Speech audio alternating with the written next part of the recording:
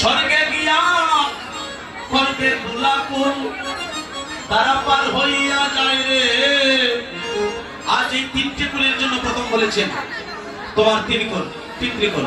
তারপরে বলছে এই ভাণ্ড সুসম্পন্ন করার পরে এটা কেন ভঞ্জন করার পরে তুমি যখন ধোলানি অঙ্গে গঙ্গার জলে স্নান করবে, তখন এটা সুসম্পন্ন হওয়ার পরে তোমার 3 7 21 কুলের মধ্যে যদি তুমি কোনোদিন আর হরিনাম জগদান না করো, এই 21 কুলকে আমি মুক্ত করবো।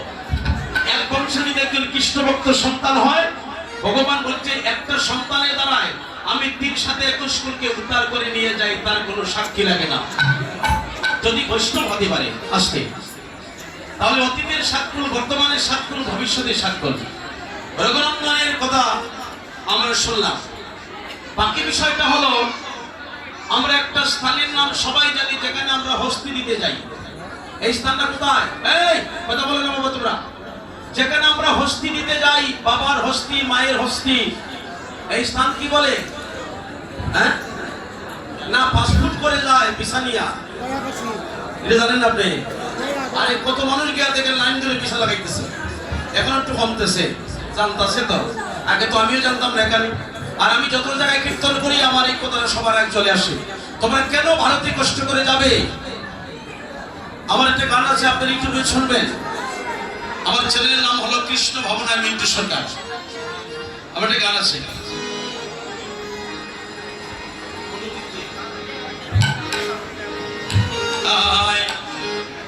ওই আমার আমার কোন চিত্তের নাই প্রয়োজন,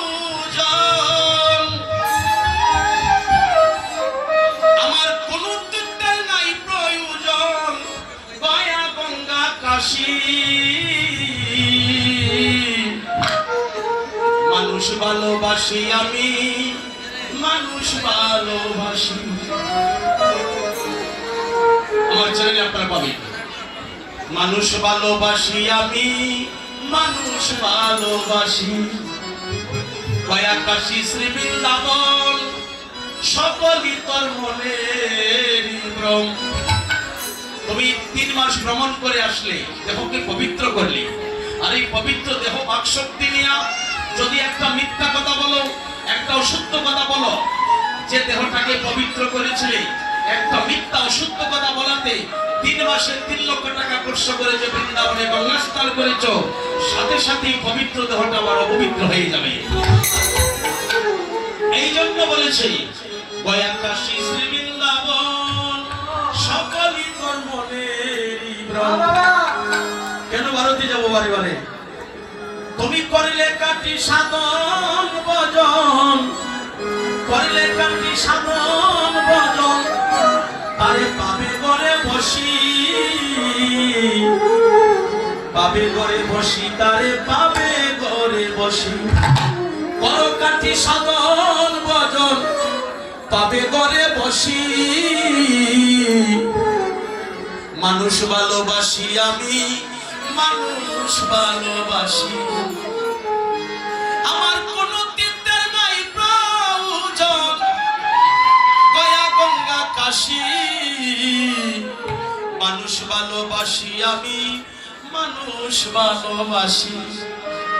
তাহলে ভারতে পাসপোর্ট করে আমরা যেখানে পিণ্ড দিতাম, হস্তি দিতাম, সেখানে নাম কি?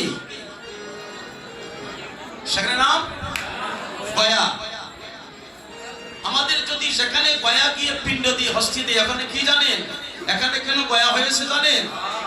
এখানে গয়া হয়েছে এই জন্য, ভারতে যেখানে ত্রিপুরাসুরের পুত্র গয়াসুর বিষ্ণুর পাদপদ্মে মস্তক দিয়েছিল, গয়াসুর বিষ্ণুর পাদপদ্মে, এই জন্য ওই স্থানের নাম গয়া। তো বিষ্ণুর পাদপদ্মে মস্তক দিলে ওই স্থান যদি গয়া হয়, এখানে কার পদচিহ্ন? তাহলে আমরা ভারতে যাওয়ার কোন দরকার আছে? যে বিষ্ণুর চরণে ভারতে গিয়া পাসপোর্ট করতে হবে, ডলার ইনভেস্ট করতে হবে, রোড ট্যাক্স দিতে হবে, ভিসা করতে হবে, ইমিগ্রেশন করতে হবে, কত ঝামেলা, টাকা তো যাবে। এত টাকা খরচ করে যেখানে গিয়া বিষ্ণুর চরণে দেব, ওই বিষ্ণুর পদচিহ্ন তো তারা পাশা রয়েছে। তারা পাশা যদি বিষ্ণুর পদচিহ্ন থাকে, সবাই হাত তোলা দিন। আমাদের ভারতে যাওয়ার দরকার আছে? আমরা কোথায় দিব? তারা পাশা কোথায়? বিষ্ণুর চরণে জয় জয় পুণ্যতীর্থ শ্রী শ্রী বিষ্ণুপদ ধাম কি জয় জয় পুণ্যতীর্থ বিষ্ণুপদ ধাম কি।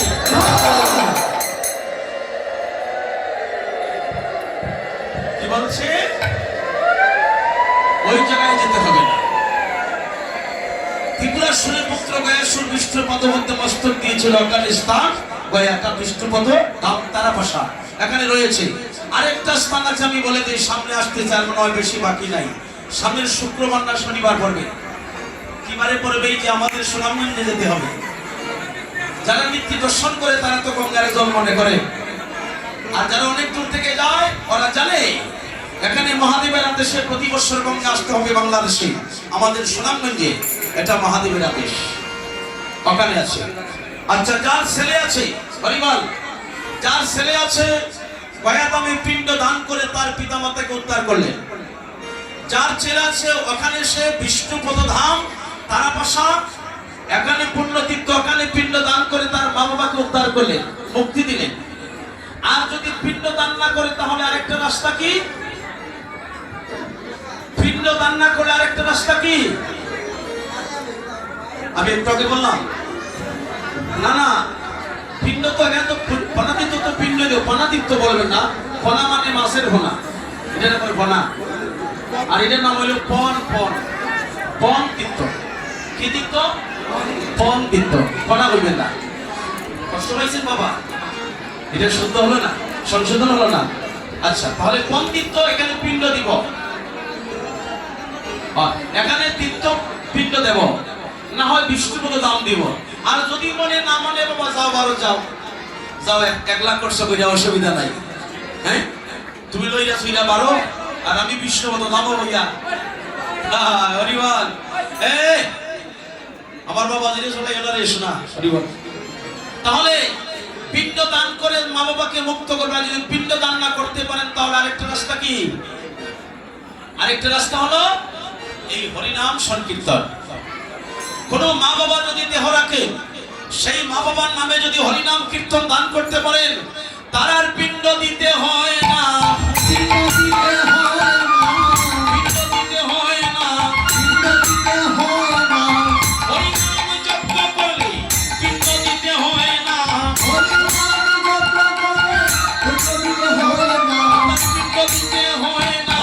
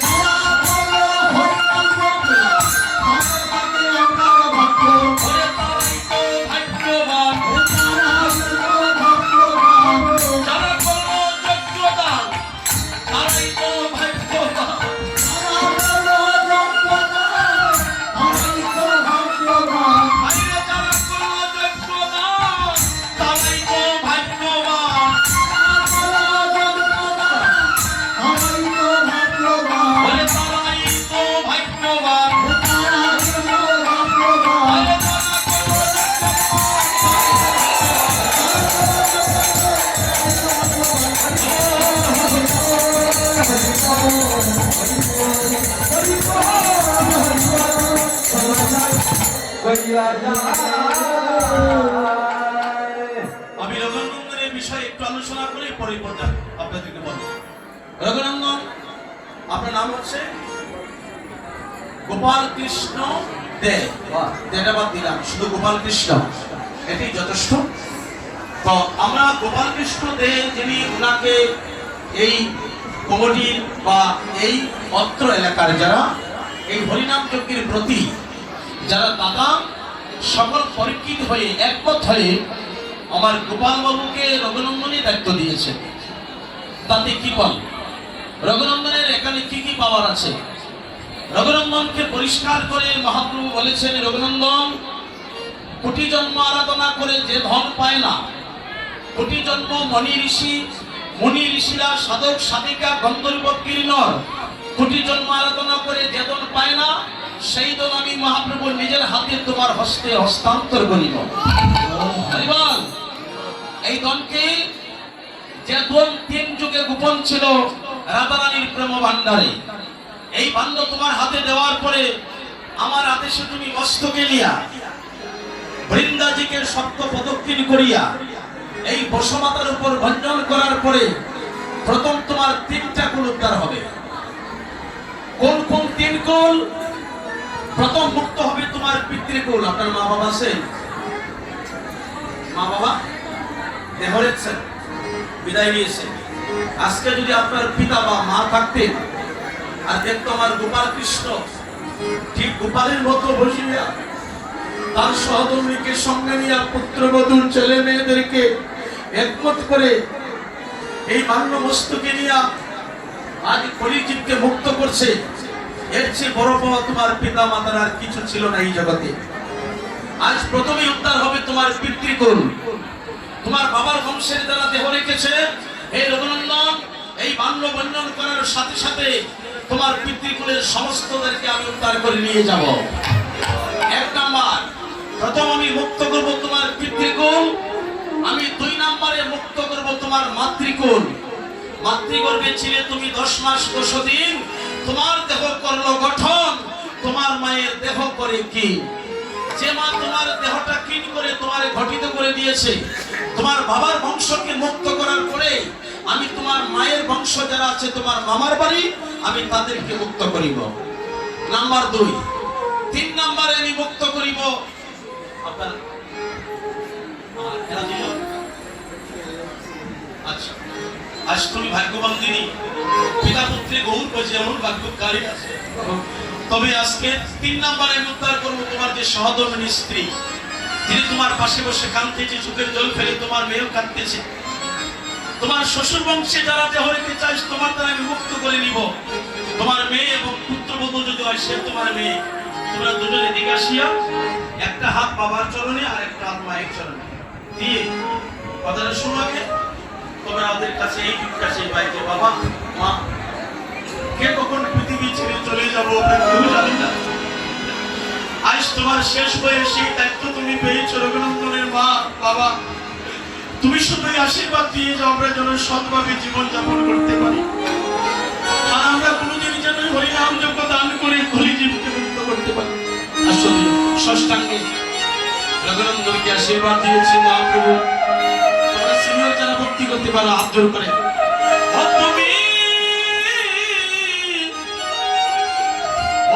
জন্মে জন্মে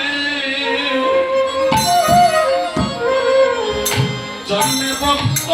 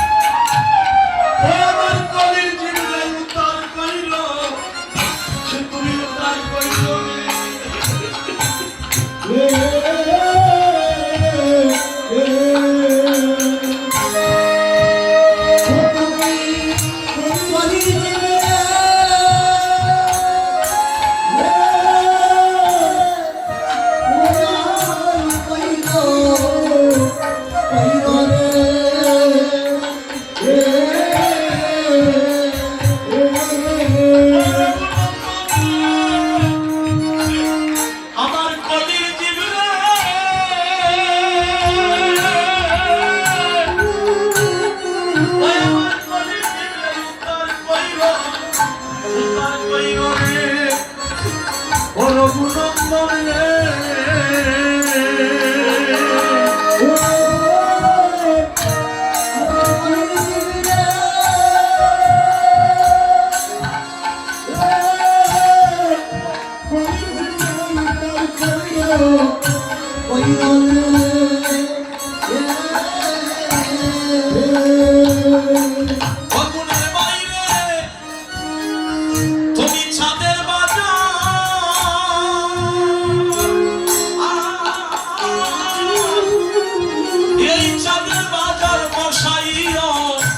তুমি বসাইও রে ও রঘুনন্দন রে